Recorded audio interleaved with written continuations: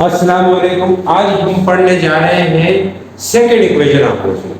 Second equation of motion की derivation हम velocity time graph से करेंगे। वेलोसिटी टाइम ग्राफ हमें पता है वेलोसिटी टाइम ग्राफ क्या क्या देता है। एक तो एक्सेलरेशन देता है, वेलोसिटी टाइम ग्राफ जल्दी जल्दी लिखो, टाइम कम है। Velocity time graph, velocity time graph में हमें क्या मिलेगा? डिस्टेंस कब मिलता है?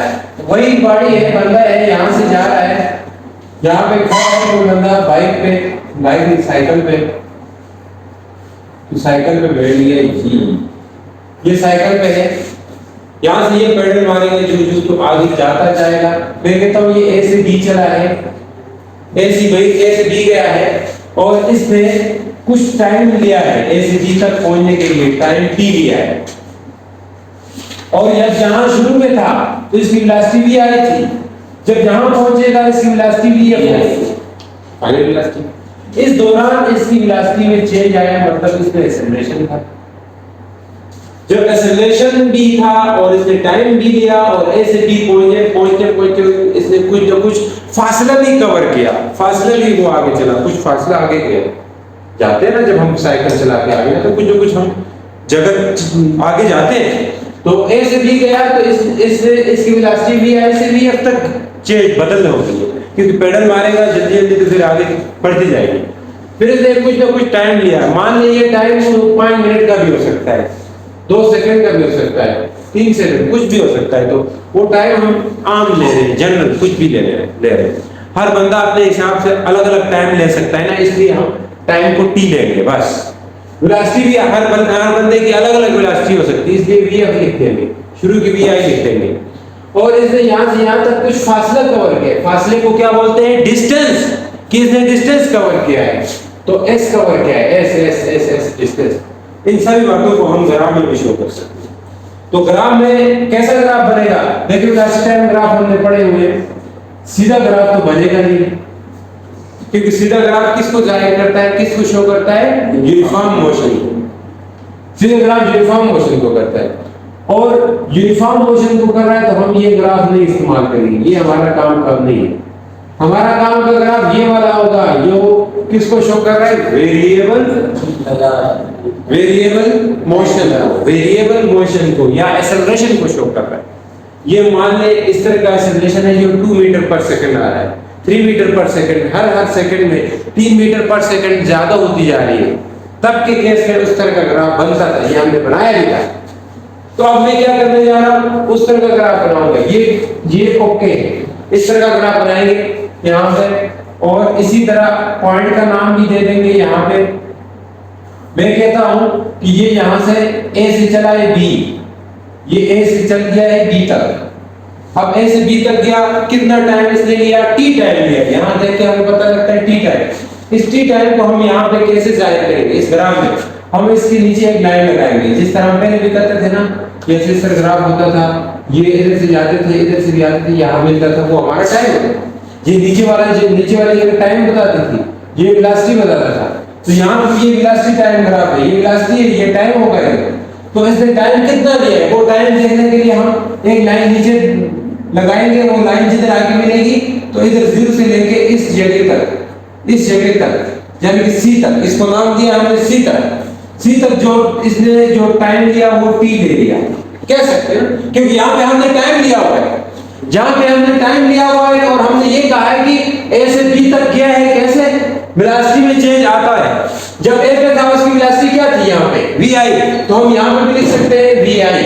जब बी पे जाएगा इसकी वेलोसिटी क्या है? वी एफ है, तो मतलब वी एफ लिख सकते हैं। अब वी एफ तक पहुंचने के लिए कितना टाइम उसने ले लिया? टी टाइम ले लिया, जो हम नीचे जाहिर करेंगे, क्योंकि ग्राफ में टाइम नीचे जाहिर करते हैं। वेलोसिटी इस तरफ है तो ऊपर वेलोसिटी जाहिर करेंगे हम। ये काम हमने कर लिए। तो अब हम कहेंगे यहां से कुछ बातें कि हम ये भी पढ़ के आए थे कि वेलोसिटी टाइम ग्राफ के नीचे जो एरिया होता है, जो नीचे जगह होती है, वो क्या देता है? डिस्टेंस देता है। याद कर रहा हूं आपको, एक दफा का जिक्र है। वो क्या जिक्र था कि मैंने इस तरह की लाइन ड्रा की थी, मैंने कहा था 1 2 3 4 5, ये 5 तक चलता है बंदा। फिर ये मैंने कहा था ये 2 तक चलता है। मैंने कहा था इसके नीचे मैं कहता हूं 0 से लेकर 5 सेकंड तक इसने कितना फासला कवर किया है? बताओ इस ग्राफ से। मैंने बोला था इस तरह इस ग्राफ से बताओ 0 से 5 तक कितने किया है? तो हमने कहा था एरिया जो होगा, इसके नीचे जो एरिया होगा वही एरिया क्या होगा? डिस्टेंस होगा। फिर से बताओ, फिर से देखें। मैं कहता हूं कि एक ग्राफ मैंने बनाया था और ये यूनिफॉर्म ग्राफ था, यूनिफॉर्म इलास्टिक यूनिफॉर्म का था। तो मैंने कहा इसके नीचे जो जगह होगी, एरिया होगा, वो एरिया आपको देता है डिस्टेंस। वो डिस्टेंस देगा जो बॉडी ने कवर की है। ग्राफ से ऐसे निकालते थे, तो ये डिस्टेंस ऐसे निकालते थे, हम कहते थे ये एरिया है, वही एरिया आपको क्या देगा? एरिया ऑफ रेक्टेंगल आपको क्या देगा? डिस्टेंस देगा, यानी कि डिस्टेंस देगा, एस देगा, एस देगा। वो हम लेंथ मल्टीप्लाई ब्रेथ करते थे, लेंथ हमने 5 ले ली है, 0 से लेके 5 तक है तो 5 होगी। Yes sir. 5 और ब्रेथ हमारे पास 2 है, तो 2 लेंगे, तो हमने कहा था 10 मीटर। इस तरह हमने डिस्टेंस निकाला था। अब यही काम इस बंदे के लिए करना है कि इसकी वेलोसिटी में चेंज आया था ए से बी, यहां पे भी आई थी, यहां पे भी एफ थी, तो इसने कितना डिस्टेंस कवर किया है? सवाल ये है कि इस बंदे ने कितना डिस्टेंस कवर किया है साइकिल के ऊपर बैठ के। तो हम वो निकालेंगे कैसे कि इस ग्राफ ए से बी तक जो नीचे वाली जगह है उसका एरिया आपको मिलेगा, उस बंदे का डिस्टेंस ही होगा। जब आप इस एरिया को निकालेंगे, इसको निकालेंगे, अगर ये एरिया निकाल दिया, निकालने में कामयाब हो गए, तो आपने वो डिस्टेंस निकाला जो बंदे ने ए से बी जाने के लिए जाते हुए कवर किया, फासले जो कवर किया। जिस तरह हमने यहाँ डिस्टेंस निकाला था, इस तरह उसके लिए भी निकाल सकते हैं। लेकिन मसला क्या है? मसला अभी ये है कि ये किस तरह की शक्ल है, हमें समझ ही नहीं आ रही। अब ये शक्ल किस तरह की है? क्या ये ट्रेपेजियम की है, क्या ये ट्रायंगल की है? ना ट्रायंगल हमें दिखाई नहीं दे रही है, कुछ और चीज है। तो हम ऐसा करते हैं कि इसको ट्रायंगल और एक रेक्टेंगल में तब्दील करते हैं। हम इस शक्ल को एक ट्रायंगल और एक रेक्टेंगल की शक्ल में तब्दील करते हैं। वो कैसे करेंगे? मैं इसको जोड़ दूंगा इस जगह तक, यहां से मैं जोड़ दूंगा इस जगह तक, और इसको मैंने डी कहा। अब देखें, ऊपर एक ट्रायंगल है, नीचे रेक्टेंगल होगा। अब इन दोनों का एरिया अगर हम निकालेंगे, यानी कि इसका और इसका एरिया निकाल देंगे, तो हम कामयाब हो जाएंगे कि हम इस बंदे का डिस्टेंस निकाल लेंगे। ये दो चीजें पहले हमें समझ नहीं आ रही है, किस तरह की शेप है, किस तरह की शक्ल है। तो हमने दो शक्लें बनाई, एक ट्रायंगल बनाया, एक रेक्टेंगल बनाया। ये क्या है? ये ट्रायंगल है, और ये क्या है? रेक्टेंगल है। तो रेक्टेंगल और ट्रायंगल का एरिया का फार्मूला हमें आता है, हमने 5वीं क्लास में पढ़ा है, 4थी क्लास में नहीं पढ़ा, 3rd क्लास में। तो डिस्टेंस, जिस तरह मैंने आया, distance equal to length multiply breadth किया था। ये लेंथ और ब्रेथ क्या थी? ये बल्कि इस रेक्टेंगल का एरिया था यहाँ नीचे जो। तो यहाँ पर भी हम डिस्टेंस इक्वल टू, डिस्टेंस को ऐसे लिखते हैं, ऐसे लिखते हैं, वो इक्वल होगा एरिया ऑफ ट्रायंगल या रेक्टेंगल का, एरिया ऑफ रेक्टेंगल लिख भी सकते हैं, या रेक्टेंगल की शक्ल में, प्लस एरिया ऑफ ट्रायंगल बना दिया। इनका एरिया अगर हमें मिल जाए तो हम कह देंगे कि ये क्या है? डिस्टेंस, ये डिस्टेंस। अब देखना ये यहां से कुछ चीजें आपने अपने लिए असल तैयार कर दी शिकार के लिए। वो क्या है? मैं कह दूंगा कि O से A तक इसका क्या है? VI है। कुछ बातें मैं लिख दूंगा असले के तौर पर, ताकि आगे काम आएगी। मैं लिख सकता हूं O से A, C से D, O से A और CD बराबर है। देखिए ना, जितना OA है उतना CD भी है। ये बात नहीं भूलनी आपने कि जो आपका डिस्टेंस है वो कैसे निकलेगा, आपका डिस्टेंस कैसे निकलेगा इस बंदे का, ये बात ध्यान में रखनी है। आपका डिस्टेंस निकलेगा एरिया ऑफ रेक्टेंगल और एरिया ऑफ ट्रायंगल करके करेंगे तो हमारा डिस्टेंस आ जाएगा। हमारा टारगेट यही है, लेकिन हमें कुछ असला तैयार करना है आगे जंग के लिए। वो क्या करेंगे? OA बराबर है CD के, और ये दोनों VI बराबर है, VI। देखें VI हमने एक पास किया था, इसलिए VI करेंगे। एक और बात लिख देंगे, ये BC है, ये BF के बराबर है, ये बात भी लिख सकते हैं। BC किसके बराबर है? BF के। ये बात भी हमारे असले में काम आएगी दुश्मन को मारने के लिए। OC क्या था? OC टाइम था, क्योंकि इधर से लेके C तक गया था, यही तो टाइम लिया था इसने, ये टाइम लिया था ना इसने O से C तक, क्योंकि हमने कहा था A से D पहुंचने के लिए कितना टाइम लिया, वो हमने T ले लिया था, और वो T कितना है? वो O से C है। जिस तरह हमने कहा था यहाँ 5 सेकंड कितना है? 0 से 5 तक था। इस तरह यहाँ OC क्या होगा? T होगा। तो हम कहेंगे OC जो है वो T है, और यही OC बराबर है AD के बराबर भी है। OC जितना है इतना AD भी है। बोल करें OC जितना है उतना AD भी है, तो AD भी T है, OC भी T है, AD भी T है। ये हमारा तैयार हो गया मसला। अब ये टारगेट नहीं भूलना था कि डिस्टेंस इस बंदे का A से B जाने में वो कैसे मिलेगा, एरिया ऑफ रेक्टेंगल और एरिया ऑफ ट्रायंगल करने से। तो एरिया ऑफ रेक्टेंगल का फार्मूला होता है क्या, लेंथ मल्टीप्लाई ब्रेड्थ, वही फार्मूला लगाएंगे, लेंथ मल्टीप्लाई विड्थ कर दो, ऐसे भी विड्थ भी कर सकते हैं, प्लस एरिया ऑफ ट्रायंगल का फार्मूला क्या होता है 1/2 लेंथ मल्टीप्लाई बाय विड्थ कर सकते हैं, बिल्कुल। अब लेंथ क्या है, इसकी लेंथ, इसको देखें लेंथ OC है ना, OC लेंथ होगी, OC ये लंबाई बड़ी वाली साइड लेंथ होती है, OC है।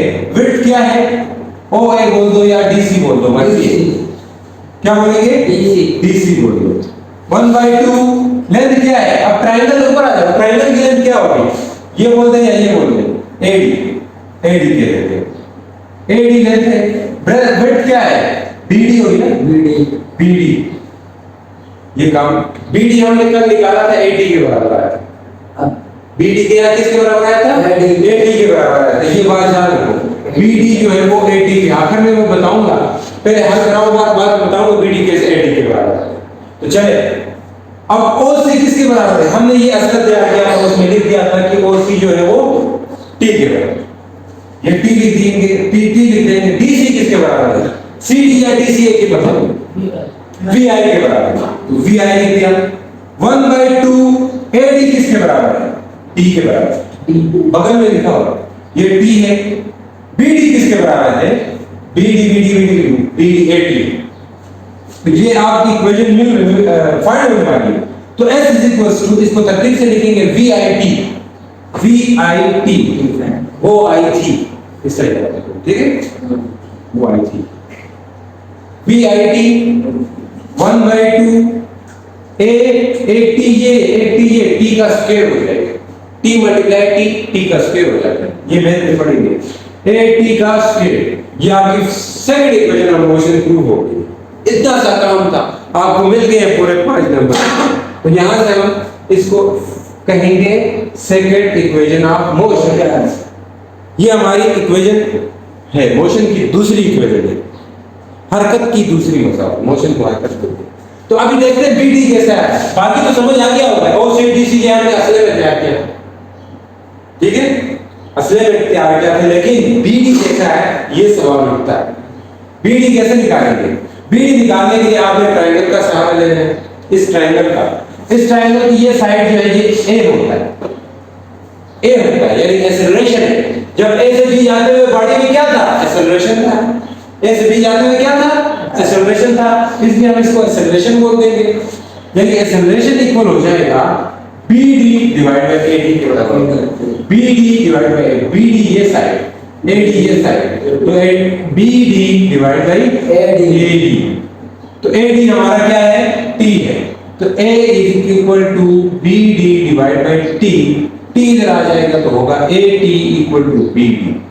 इस तरह साबित हो जाता है कि BD जो है वो AT के बराबर है। तो यही थी हमारे पास सेकंड इक्वेशन ऑफ मोशन। उम्मीद करता हूँ आप लोगों को समझ आई होगी। तो मिलते हैं नेक्स्ट लेक्चर के साथ, तब तक के लिए गुड बाय, अल्लाह हाफिज।